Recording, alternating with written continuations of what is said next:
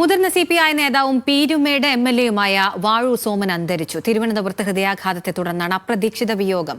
രാവിലെ പൊതുപരിപാടിക്കിടെ കുഴഞ്ഞു വീണതോടെയാണ് വാഴൂർ സോമനെ ആശുപത്രിയിൽ പ്രവേശിപ്പിച്ചത്. ആൽവിൻ തോമസ് ഉണ്ട് വിവരങ്ങളുമായി. ആൽവിൻ, അപ്രതീക്ഷിത വിയോഗമായിരുന്നു. മികച്ച സംഘാടകൻ, തൊഴിലാളി നേതാവ്, അങ്ങനെ വിശേഷണങ്ങളേറെയാണ് അദ്ദേഹത്തിന്. സംസ്കാരം എപ്പോഴാണ്? എന്തൊക്കെയാണ് വിശദാംശങ്ങൾ?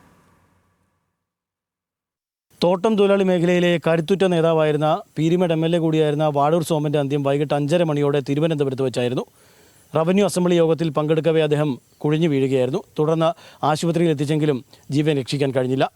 CPI സംസ്ഥാന സെക്രട്ടറി ബിനോയ് വിശ്വം, മുഖ്യമന്ത്രി പിണറായി വിജയൻ അടക്കമുള്ള നേതാക്കളും മന്ത്രിമാരും ആശുപത്രിയിൽ എത്തിച്ചേർന്നിരുന്നു. 2021 ആദ്യമായി വാഴൂർ സോമൻ പീരുമേടിനെ പ്രതികരിച്ചുകൊണ്ട് നിയമസഭയിലെത്തുന്നത്. കോൺഗ്രസിൻ്റെ സ്ഥാനാർത്ഥി സിറിയക് തോമസിനെ പരാജയപ്പെടുത്തിയായിരുന്നു അദ്ദേഹം നിയമസഭയിലേക്ക് ആദ്യമായി എത്തുന്നത്.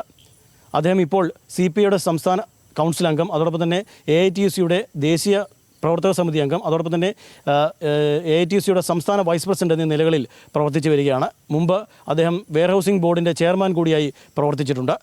കരുത്തുറ്റ തോട്ടം തൊഴിലാളി മേഖലയിലെ കരുത്തുറ്റ നേതാവെന്നാണ് അദ്ദേഹത്തെ അറിയപ്പെടുന്നത്. പതിറ്റാണ്ടുകളോളം ട്രേഡ് യൂണിയൻ രംഗത്ത് ഉറച്ചുനിന്ന ആൾ കൂടിയാണ്.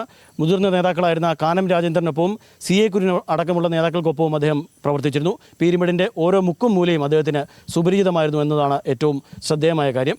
അദ്ദേഹത്തിൻ്റെ മൃതദേഹം നാളെ രാവിലെ പുലർച്ചയോടുകൂടി വീട്ടിലെത്തിക്കും, പീരുമേട്ടിലെത്തിക്കും. അതേ തുടർന്ന് 11 മണിയോടുകൂടിയാണ് വണ്ടിപ്പെരിയാറിലെ ടൗൺ ഹാളിൽ പൊതുദർശനം ഉണ്ടാവുക. അതിനുശേഷം 4 മണിയോടുകൂടി അദ്ദേഹത്തിൻ്റെ മൃതദേഹം സംസ്കരിക്കും. സംസ്ഥാനത്തെ വിവിധ രാഷ്ട്രീയ പാർട്ടികളിലുള്ള മുതിർന്ന നേതാക്കൾ സംസ്കാരത്തിൽ പങ്കെടുക്കുമെന്നുള്ളതാണ് നമുക്ക് അറിയാൻ കഴിയുന്നത്.